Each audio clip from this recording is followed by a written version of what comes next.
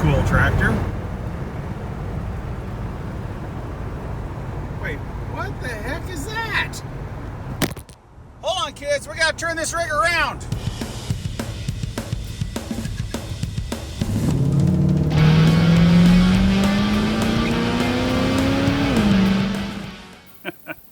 As you may have already guessed, today's episode is going to be a little different. I first came across this car on Facebook Marketplace a couple of months ago, and then it mysteriously disappeared. I assumed it had been sold. But then, really by accident, I was driving down the highway on my way to Walmart, and I saw it sitting back by a shed loaded on a trailer. So I hope you decide to spend a few minutes with me, sit down beside the fire, grab a cup of coffee, and let me share the story with you of a car I call Frankenrod.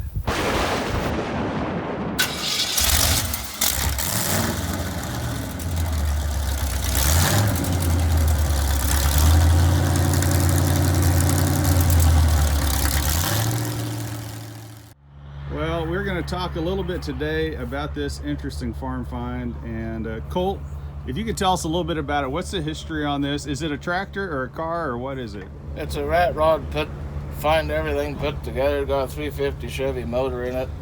Auto power glide transmission. The steering column is off a John Deere tractor. Half rack and pinion. The front end's off a Model A car. The rear end is a 400 off a cement truck. Got boat seats. The Caterpillar gas tank in the back is a fake. That's just for show. WD Allis gas tank, that's where the battery is. Wrenches for the throttle. 1020 cast iron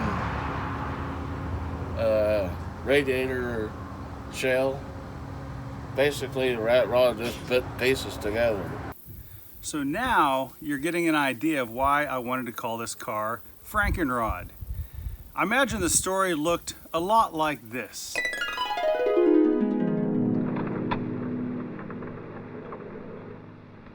Forgive me, but I'm forced to take unusual precautions. A fine, young, upstanding, though a little bit unstable mad scientist named Dr. Frankenstein had an idea for an experiment. That body is not dead. It has never lived. I created it. I made it with my own hands from the bodies I took from graves, from the gallows, anywhere. Since that experiment was so successful, he decided to take the same idea and apply it to a car that he always dreamed of building. Quite a good scene, isn't it? One man crazy, three very sane spectators. He started off with the same thing any mad scientist would start off with. Your basic 350 Chevy engine with a power glide transmission. And then that's where things started to fall apart a little bit. He decided, well, I'm going to take some parts off a Model A. He decided not just to stick with cars, he took the rear end, the rear differential, out of a cement truck. And this is where things got really wacky. He went outside the automotive world and turned back to his roots as a farmer. And he started grabbing parts from John Deere, Caterpillar, Allis Chalmers, and even an old McCormick Deering. And once he put a little gasoline and some battery power to it, you know what happened next. It's alive. It's moving. It's alive. Oh, it's alive. It's alive. It's alive. It's alive. Well, maybe that's not exactly how it happened, but it seems like a completely reasonable idea to me. But enough of that. Let's get back to the story. How long have you had it? About a year.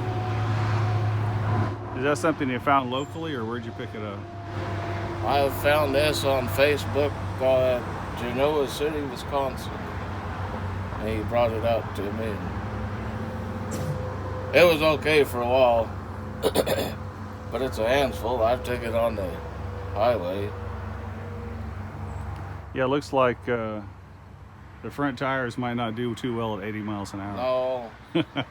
And it got derby headers on it, so yeah, she'll talk on the road. But I took it yesterday on the road, and it was almost full throttle.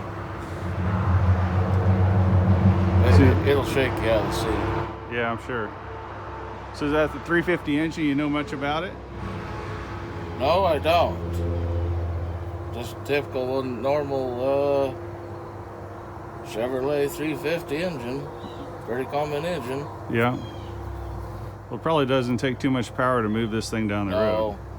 Not much. It's more a bulky thing than anything. So what are you doing with it now? What's the plan? I'm going to take it back up to Wisconsin, and he's going to sell it for me. The guy that I bought it from originally. I hope you enjoyed today's episode of Farm Finds, and please click the subscribe button below. I've got some great content coming up. I don't want you to miss it. Have a great day.